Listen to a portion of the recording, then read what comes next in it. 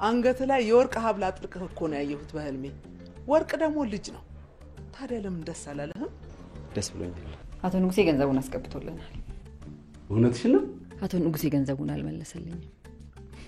ቢያንስ ግን የባለቤቴን ጭንቀት ለማቅለልና ለመካከላችን ሰላም ለመፍጠር ስል ከምሰራበት ድርጅት ተበድሬ ማስቀባቴን መኮንን እንዲያውቅ አልፈለኩም። ሉሊት ወዳሚውን ሳትወድ ለማግባት ስትወስን እንደ ጓደኝነትሽ አንቺ አንድ ነገር ማድረግ ነበረብሽ። ዋናው ነገር ትላንት በሆነው ወይም ባልሆነው ነገር ላይ ችክ ከማለት ይልቅ ዛሬን ጥሩ ማድረጉ የተሻለ ይመስለኛል። ዛሬ የሚታይሽ ጥሩ ነገር አለ? ወደፊት የሚፈጠረውን አላውቅም፣ ግን ቢያንስ ሁኔታዎችን እያመቻቸ ለብቻው አልታገኛት ይገባል። አክሊሌ መንገዱ ከተስተካከለለት ለሀገሩ የሚጠቅም ይሆናል። ምንም ጥርጥር የለም። እህሏችሁ ፈቅዶ በአንድ ጎጆ ባትኖርም እንኳን እስካሁን ድረስ አንቺ የምትዩ እንደሚሰማ እርግጠኛ ሆኛለሁ። ስምህን ነው እንጂ አንተን አላውቅም ሮቤል። አንተም እንዳልከው ከባድ እንቆቅልሽ ሆነብኛል። እኔም አንቺም ልንዘጋጅበት ይገባል ዳናይት። እስከምን የደረሰ መቀራረብ ነው የነበረን? የተለየ መቀራረብ የነበረን አይመስለኝም። ብቻ ግን ልብ ውስጥ የተጫረ ምንም አይነት የፍቅር ስሜት አልነበረም ማለት ነው። ደስ ትይ ነበር። ከዛ ባለፈ ግን የተለየ ስሜት ኖሮኝ አያውቅም። አመሰግናለሁ። አንተ ነህ? አቤት። አንተስ ወላጆችህና መምህራኖችህ የሚሉህን ለመቀበል ዝግጁ ነህ? አዎ ዝግጁ ነኝ። በነገራችን ላይ ባለቤቴ ፈርታውት ነው እንጂ እንዳስተማራት እየነገረችኝ ነበር። ይገርማል። ተማሪ ነበርሽ? አዎ ብሩ ተስፋ የሚባል ትምህርት ቤት አስተምረውኛል። እኔ ማዘጋጀው ህልም አለኝ የሚል ፕሮግራም ነበር። ስለዚህ አክሊሉ መርሻ ጓደኛ ነሻ?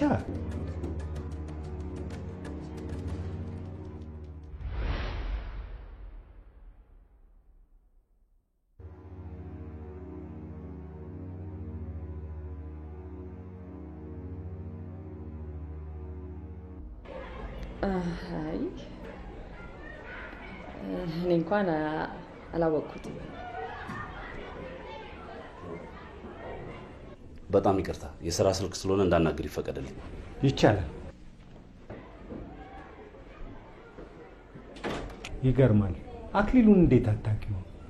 የሚኒ ሚዲያው ዋና ተሳታፊ ያለው፣ በዛ ላይ በትምህርት ቤት ውስጥ በሚደረጉ የሥነ ጽሑፍ ውድድሮች ተሸላሚ ነበር። እንዴት ጓደኛሽን ረሳሽው? ምናልባት እኔ እዛ ትምህርት ቤት ከመግባቴ በፊት ይሆን?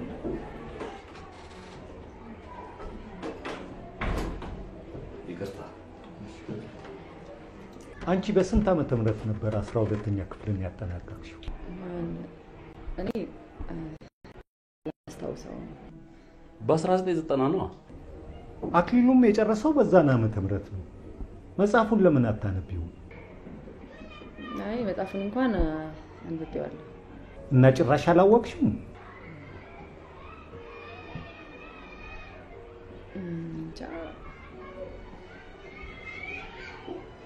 ጭራሽ አላስታወስኩትም። ምናልባት ዓመተ ምህረቱን ሳነብ ተሳስቼ ይሆን? ይመስለኛል። መምሬ በድጋሚ ስላገኘሁት በጣም ደስ ብሎኛል። ተነስልኝ። ይገርሞታል። በአጋጣሚ አክሊሉ መጽሐፉን ያሳተመው እኔ በመሰራበት ማተሚያ ቤት ውስጥ ነው እና ከሱ ጋር የማውራት እድል አጋጥሞኝ ነበር። እሺ። በአጠቃላይ በመጽሐፉ ደስተኛ እንዳልሆንኩ ስነግረው በጣም ቅር ተሰኘ። መመራም እንዴ ደህና ዋሉ። እንሂድ።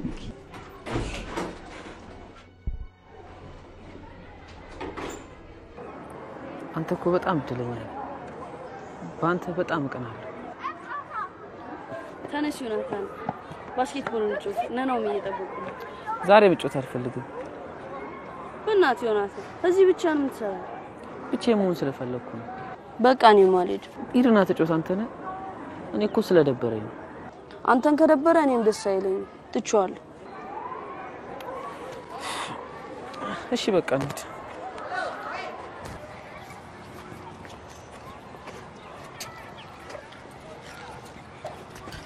እኔ ግን ጎበዝ ተማሪ አይደለሁም እንዴ? ና እንጂ ዮናታን፣ አንተ ምንም ጎበዝ ተማሪ ይሻል። እናትና አባቴ ግን አልመጡልኝም። አንተ እድለኛ ነህ ያልኩት እዚህ ነው። እስኪ ሆነ አልታረቁም እንዴ? አልታረቁም። አይዞህ ዮናታን፣ እሺ ይታረቃሉ። እሺ አንተ፣ እኔ ግን ጎበዝ ተማሪ ሆኜ የምቀጥል ይመስላል? አሁን በጣም ይመስለኛል። እኔ ግን አይመስለኝም። እናሲስ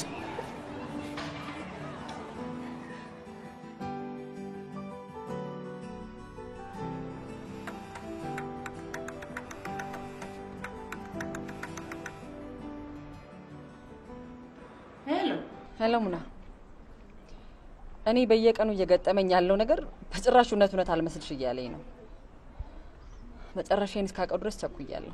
ደግሞ ምን ገጠመሽ ጓደኛዬ? በስልክ የሚነገር አይደለም። በቀናት መካከል የሚባል መጽሐፍ በተለያየ አጋጣሚ ያስደነገጠኝ ነው። ጠላትሽ ይደንግጥ። ቆይ ምንድነው የሆንሽው? በስልክ የሚነገር አይደለም። ዛሬ በተአምር ነው ነፍሴ መለስ ያለችው። ሙናዬ ዛሬ ምክርሽ ያስፈልገኛል። ሳላገኝሽ ማደር አልችልም። ጊዜ ይኖርሻል? ምንም ጉዳይ ቢኖርብኝ ቅድሚያ የምሰጠው ላንቺ ነው። በጣም አመሰግናለሁ። በተረፈ ዳናይትን በተመለከተ የሰጠሽኝ የቤት ስራ የመጨረሻ መልስ ዛሬ እንድትሰጪኝ እፈልጋለሁ። ችግር የለም።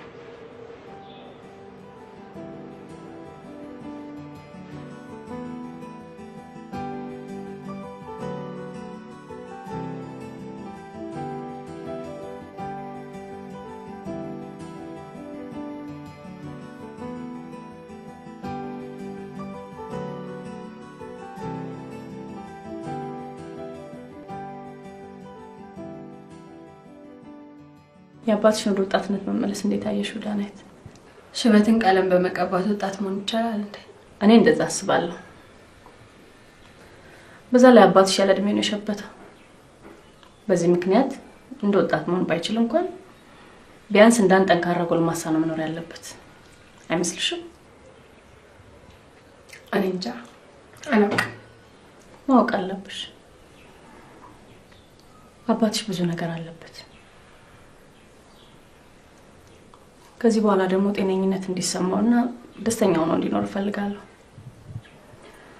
የአባትሽ ደስተኝነት ደግሞ ከማንም በላይ አንቺ ሊያስደስትሽ ይገባል። አባቴ ሁሌም ደስተኛ ሆኖ ቢኖርልኝ ምርጫዬ ነው።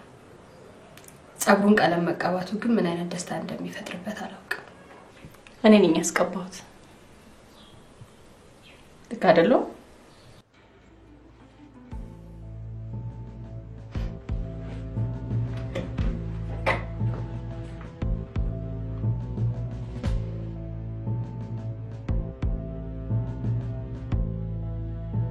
የት ቤትሽ በቀላሉ የሚተውሽ አይመስለኝም። በሂደት ግን አስተውሻለሁ።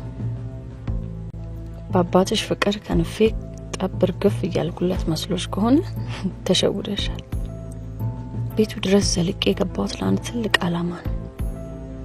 ስለዚህ አንቺ ትቤት አያስጨንቀኝ።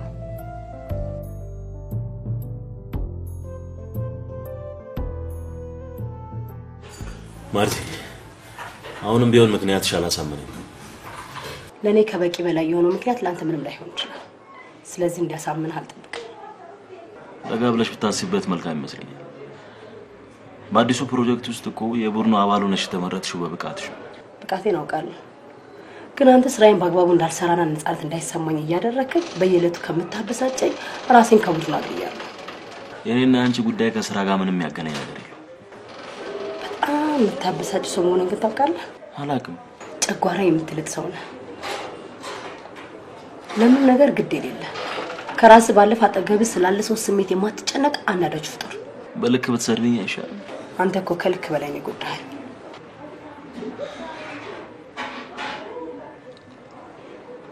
ቆይ ይሄን ያክል የሚያናድድሽ ጥፋት ያጠፋሁት ምኑ ላይ ነው? ስለ ሉሊት እንደሆነ በተደጋጋሚ ተነጋግረናል አይደል እንዴ? አዎ ተነጋግረናል። አንተ ግን ደግመህ እዛው ነህ። የት ማለት? ሉሊት ጋር ነው። ቆፍጣናዋ፣ ልበ ሙሉዋ፣ ስራ ወዳዷ እያልክ ከጓዳ እስከ አደባባይ የምታወድስላት ሉሊት ጋር ነህ። በዛ እንድትይኝ አልፈልግም። ከዚህ የተሻለ ሌላ ምን ነገር እስኪኖር ድረስ ለጊዜው ምን ይሄ ብቻ ነው።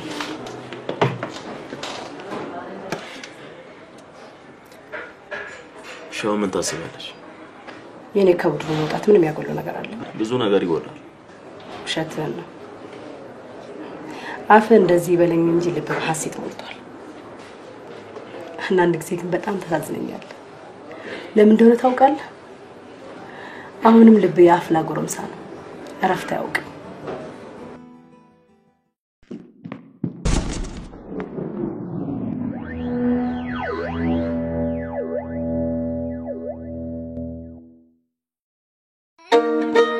ልጄ በጣም ትነጫነጫለች።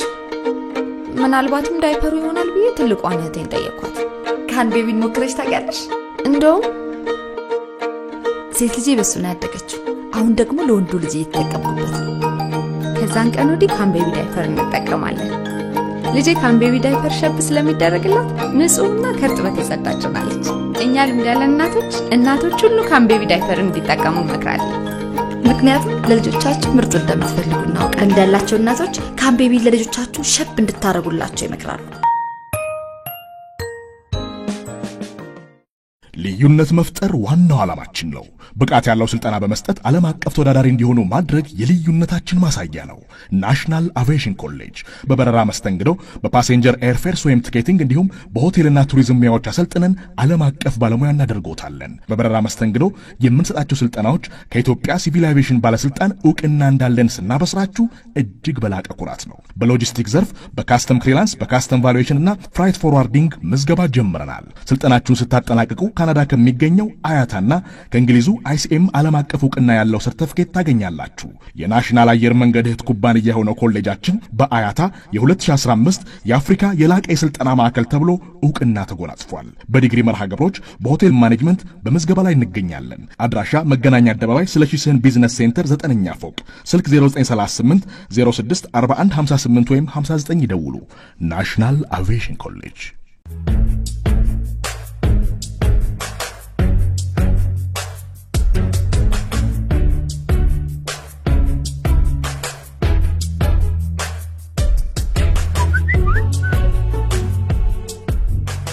ነገር ልነግርሽ ነበር። እኔም እንደዛው። እኩል ቴክስት እናድርጋ። እሺ። ናፈኩሽ። ናፈከኝ። ለምን አሁን አትመጣም?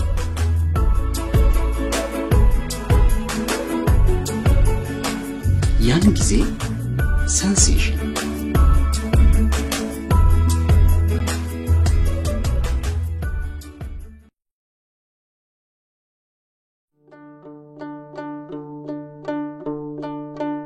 የጊዮን ምንጭ መፍለቂያ የኩሽ የሳባ ልጆች ምድር የጥንታዊ ስልጣኔ ጮራ የጠቢባን ዕደ ጥበብ የዘመናት ድንቅ አሻራ የባለ ራእዮች ማህፀን የአይበገሬነት ተምሳሌት የነጻነት ቋሚ ሰንደቅ የጥቁር ህዝቦች ኩራት የሥርዓት የወግ ባለጸጋ የአብሮ መኖር ድባብ ህብር የረጅም ታሪክ ቀዳሚዎች የባለ ወርቆች ሀገር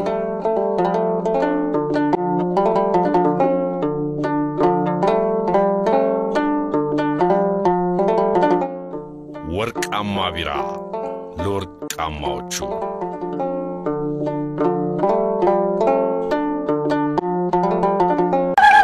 የኮንስትራክሽንና ቢዝነስ ባንክ ለመላው የክርስትና እምነት ተከታዮች እንኳን ለመስቀል በዓል በሰላም አደረሳችሁ እያለ መልካም ምኞቱን ይገልጻል።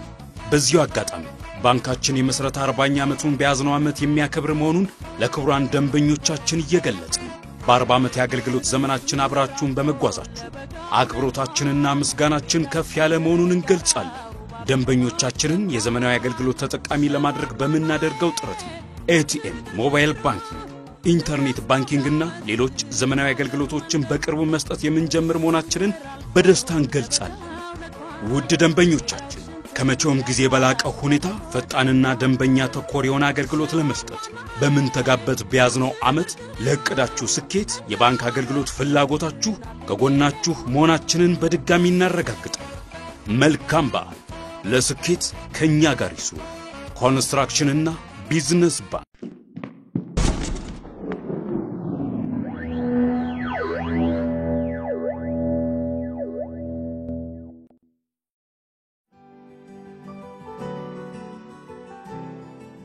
እንድረዳሽ የምትፈልጊው ነገር ይኖር ይሆን ዳናይት? ለጊዜው ምንም አልፈልግም። አመሰግናለሁ። መቀራረብ መልካም ነው። በተለይ ከኔ ጋር ስትይ ጓደኝነት እንዲሰማሽ ፈልጋለሁ። አየሽ ዳናይት፣ ትንሽም ቢሆን እኔ ዘንድ የሚጠቅምሽ ነገር አይጠፋ ይሆናል። ይሄን የምልሽ ስለምወድሽ ነው። እኔ ግን የሚወደድ ነገር አለ? አትጠራጠሪ፣ ተወዳጅ ነሽ። በተለይ አባትሽን ኑሮ አጋሪ እንዲሆን ስመርጠው ባንቺ ጉዳይ ድርድር እንደሌለው ነግሮኛል። ስለዚህ እሱ የሚወዳትን ልጁን መውደድ ግዴታዬ ነው። አሁን ትንሽ እየተግባባን ያለን ይመስለኛል። እዚህ ጋር አቁሚልኝ ኤለን፣ ልውረድ። የምትፈልጊው ቦታ ደርሰሻል? አዎ፣ እዚህ ጋር ነው።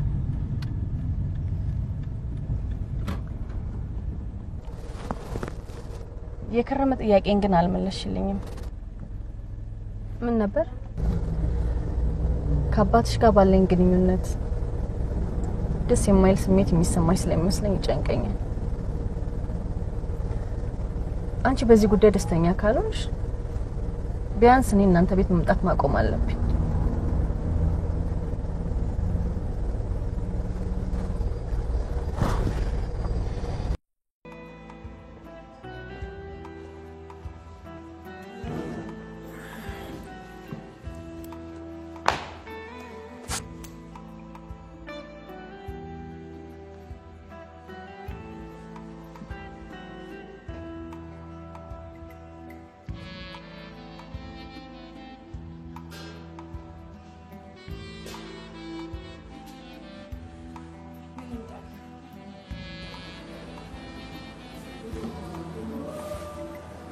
ትልቅ ስህተት እንደሰራሽ ልነግርሽ እገደዳለሁ። ምን አጠፋው? እኔ እንደ ማንኛውም አይነት ተራ ተስተናጋጅ አይደለሁም። አልገባኝም። ባጭሩ እኔን ከሌሎች ተስተናጋጆች የሚለየኝ ጥልቅ አንባቢነቴ ነው። እኔን መሰል ሰዎችን ስታስተናግጂ ምን ልታዘዝ ከማለትሽ በፊት በትልቅ ትህትና ተሰብረሽ ከንባብ ስላስተጓጎልኩ በጣም ይቅርታ ማለት ልመጪ። እሺ ይቅርታ። አሁን ምን ላምጣል? ለጊዜው ምንም አያስፈልገኝ። ትንሽ ቆየት ብለሽ ተመለሽ።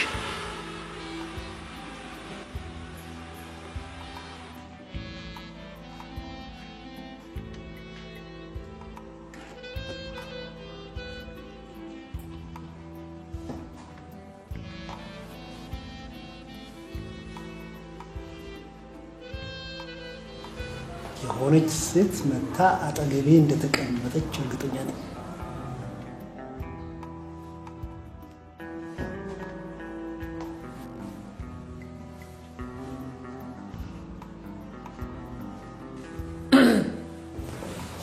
ሀሳብ እንዳይበታተንብህ እኮ ነው ሰላም ሳለ የተቀመጥኩት። ሀሳብ ግን ስትይ ምን ለማለት ፈልግሽ? ማለቴ እያነበብክ ስለሆነ እንዳረብሽ ነው። አይ እኔ እንደው በጣም ደስ የሚለኝ ንባቤን የሚያስተጓጉል ነገር ሲገጥመኝ ነው። ለማንኛውም እንኳን ደህና መጣሽ።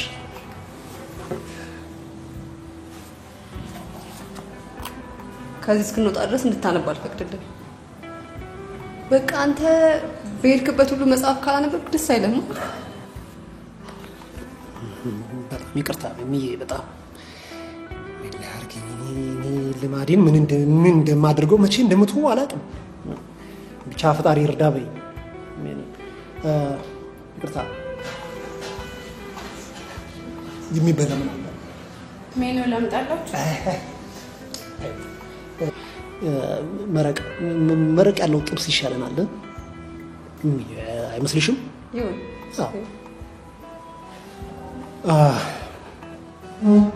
በነገራችን ላይ ከዚህ በኋላ በጣም ነው መከብድሽ። ብዙም ባትከብደኝ ደስ ይለኛል። ምንም ምርጫ የለኝም። በአንቺን ብቻ ሳይሆን ከዚህ በኋላ በጣም ብዙ ሰዎችን እንደምከብዳቸው እርግጠኛ ነኝ። ምክንያቱም እኔና ዝነኛው የበቀናት መካከል ደራሲ አክሊሉ መርሻ ጓደኛሞች ሆነናል። አትለኝም? እንደ ፎከርኩ ሄደህ አስተያየትን ሰጠው? ለዛውም ያለውበት ድረስ መጥቶ ነው አስተያየቴን የተቀበለኝ። ታዲያ እንዴት ነው አስተያየቱን ወደደው? መጠርጠሩስ እቺን ስሞና የተቀበለኝ። ልክ ስልክ ደውዬ አስተያየቴን ልሰጠው እንደሆነ ስነግረው ምን እንዳለኝ ታውቂያለሽ? እባክህን ሊቅ ዛሬውኑ ካላገኘሁ ብሎ ለመነኝ። ላገኘኝ ያው ጊዜና አጣብ ያገኘሁት። በመጨረሻ ልክ ስንለያይ ምን እንዳለኝ ታውቂያለሽ? እንዳንተ ያሉ ጥልቅ አስተያየት ሰጪዎች እስካሉ ድረስ የኢትዮጵያ ስነ ጽሁፍ መቼም ቢሆን አይሞትም አለኛ።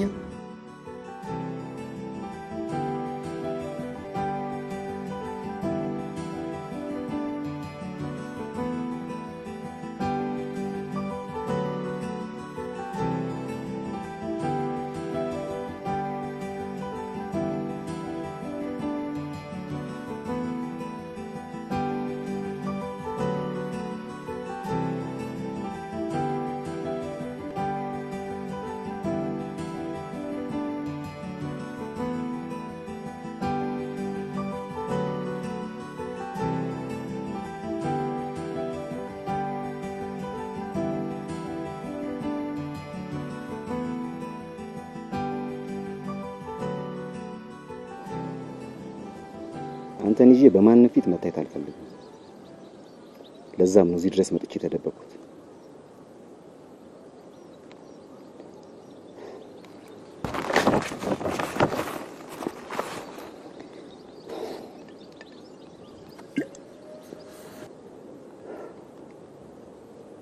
መጽሐፌን ያነበባችሁ ሁሉ ይቅርታ አድርጉልኝ። የጻፍኩት ከጠቀማችሁ ማደርገውን ነገር አትዩብኝ።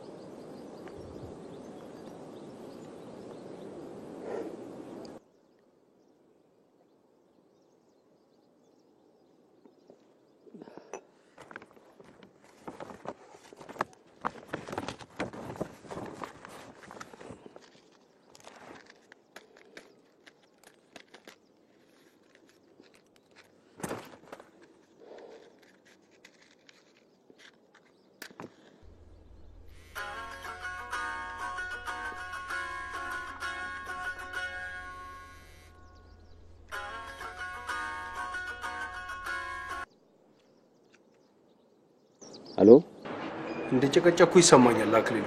ብጨቀጨቀኝም ለትልቅ ዓላማ ስለሆነ ጥፋተኝነት አይሰማ። እንደውም በቃሌ መሰረት መገኘት ሲገባኝ ባለማድረጌ ይቅርታ መጠየቅ የነበረብኝ ነው። ችግር የለውም እረዳሃለሁ። የሥራ ጫና እንደሚብዛብህ ስለማሰብ የሚመችን ጊዜ እየጠበቅኩ ነበር። ትዕግስትን አደንቃለሁ። ከቴኳንዶ መርሆች ውስጥ አንዱ ታጋሽነት ስለሆነ እንደ አሰልጣኝ ለዛ መርህ እገዛለሁ። ትልቅ ዲሲፕሊን ነው። አመሰግናለሁ አክሊሉ። ስለዚህ መቼ ጊዜ ልትሰጠኝ ትችላለህ? ለተማሪዎቼ የህይወት ልምድህን እንደምታካፍልልኝ ቃል ከገባሁላችሁ ጊዜ ጀምሮ ይኸው እስካሁን በተስፋ እየጠበቁ ነው። አየህ አክሊሉ፣ ከሱስ ህይወት ለአንዴና ለመጨረሻ ጊዜ መገላገል ትልቅ ስኬት ነው። ይህንን ደግሞ በተግባር ፈጽመህ በማሳየትህና ትውልዱን በመጻፍህ በማስተማርህ ልትኮራ ይገባሃል። ስለዚህ አንተ ለተማሪዎቼ እጅግ በጣም ታስፈልጋቸዋለህ። ሄሎ ሄሎ ሄሎ አክሊሉ፣ ይሰማኛል። ስለዚህ ተማሪዎቼ መቼ ይጠብቁ? እኔ እደውልልሃለሁ። እሺ አክሊሉ፣ በጣም አመሰግናለሁ።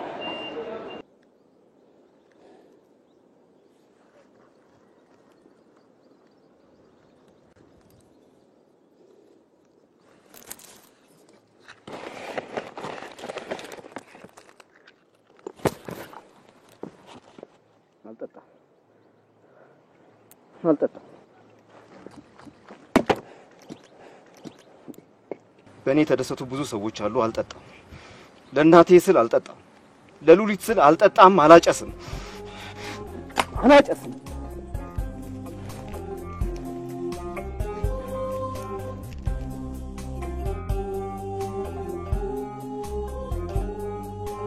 እነሆ ጊዜው ደረሰና የተቸገርኩበትን ነገር ለመግለጽ ተዘጋጅቻለሁ። ምንድነው እሱ?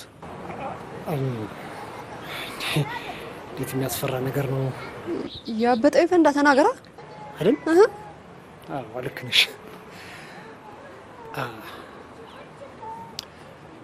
የፍቅር አማልክት ዙሪያዬን ሲከቡኝ ይሰማኛል። ሚሚ አፍቅሬሻለሁ። ፍርድሽን እየጠበቅኩ ነው። ላስብበት። ሩም አልቀረም ማለት ነው።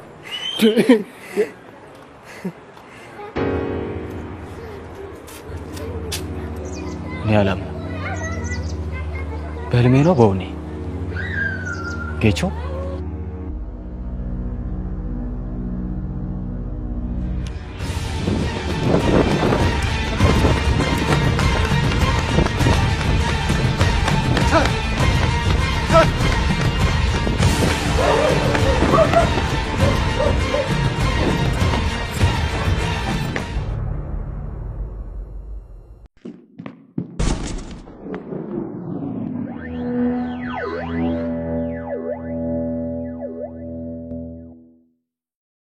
ላለፉት 15 ዓመታት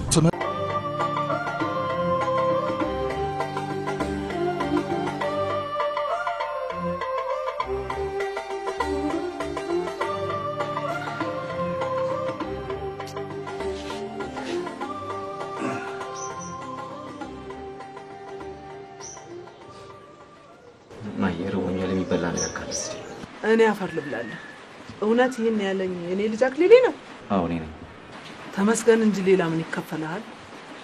ልጄ ምግብ አሰኘኝ ስለኝ ከመስማት ውጪ ሌላ ምን ደስታ ይኖረኛል? እንኳን ለዚህ በቃል በልተንስ እንግባ።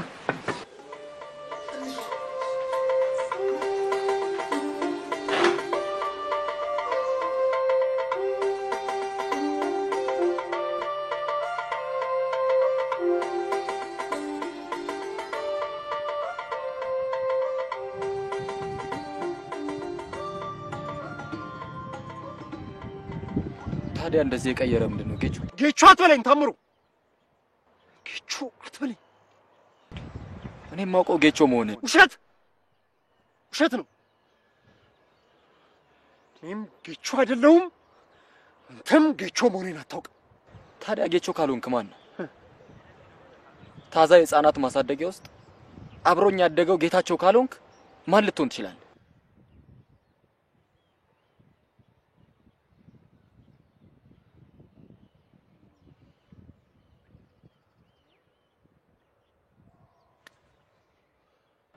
ሊቅ እባላለሁ። ንባብና ዕውቀት የራበው የንባብ ቁንጮ ማለት እኔ ነኝ። እሺ አይደለም፣ በፍጹም አይደለም። የሆነ ችግር ገጥሟል እንጂ እኔም ማውቀው ጌታቸው ይህ ሊሆን አይችልም። ሆነ ምን ታመጣለህ? ምን ታመጣ? አውቀም ይሁን ሳታውቅ ለዚህ ማንነት የዳረከኝ ሰው አንተ መሆንን ትረሳዋለህ እኮ። ንገረኛ። ለዚህ ያበቃኝ ካንተ ሌላ ማን ሊሆን ይችላል? ጌቾ ተረጋጋ። አንተ ሰውዬ ጌቾ አትበላኝ። እኔ ሊቅ ነኝ።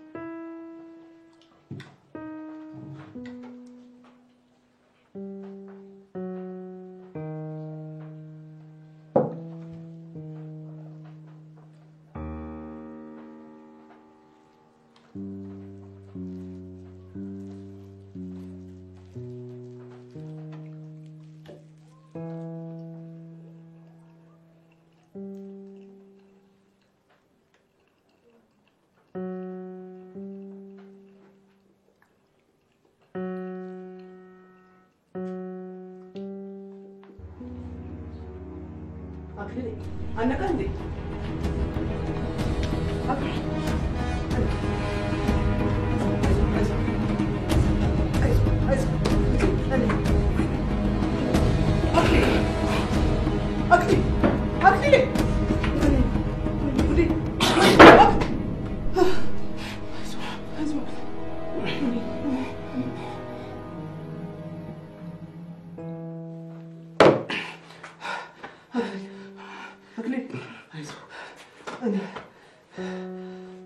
አክሊል አይዞህ እኔ ደህና ነህ አሁን? ደህና ነኝ አይዞሽ እሺ ማየ እርማን ዛሬ ምግባር አማረኝ ብትል እንዴት ሆነብኝ ወይኔ ልጄ ተርፋል